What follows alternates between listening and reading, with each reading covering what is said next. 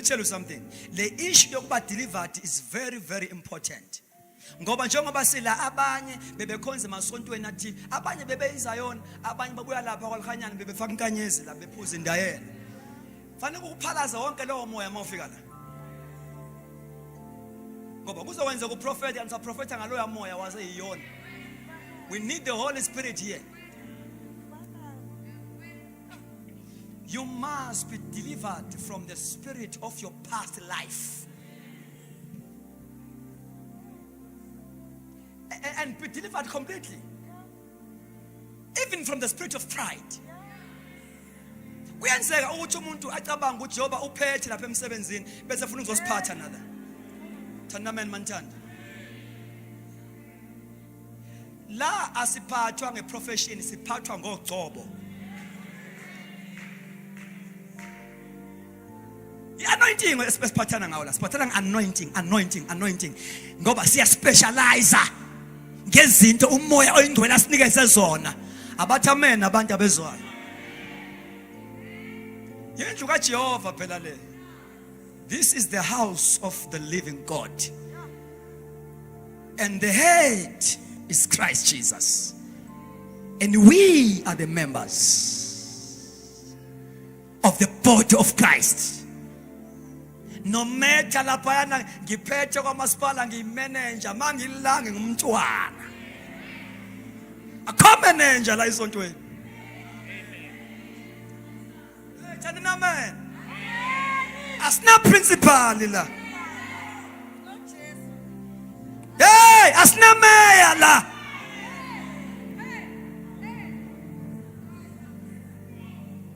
ngiyanitshela. God, you know what? Uyazi ukuthi abanye uma sikhuluma kanje they misinterpret us as if we discourage indaba yokuthi abantu bafunde. No. Let me tell you something. Ubungozi bokuthi sesabane ngenxa yama profession. Ila ingozi. You know umuntu ofundile une logic.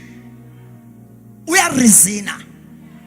Sometimes angacishe silahlekelwe ngoba une order. Na uma singakwazi ukuhlukanisa ilogic ye profession nokuthi lo muntu unothixo bazofaka nelogic ye profession kanti abana uNkulunkulu. Ngiyakhuluma njalo and ngikhuluma ngempela. Now. Ibandla lami liya ngokuya lilahlekelwa recognize abantu who are born again, spirit filled, abantu abano sound mind because of the Holy Spirit, not because of education. Because we have the spirit of a sound mind by the power of the Holy Spirit.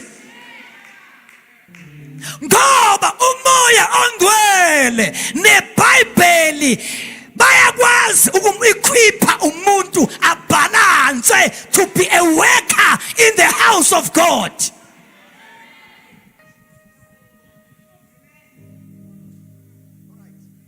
You know, the word of God and the power of the Holy Spirit, they are complete. Alibonga kamaka Jesu.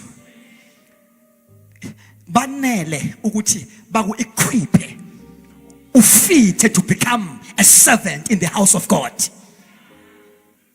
That is why Peter and John, they were able to perform a miracle to that guy with beautiful gate. And these people, they say, look, these people, we know them very well. They are not educated, but they were capable enough to perform a miracle without theology.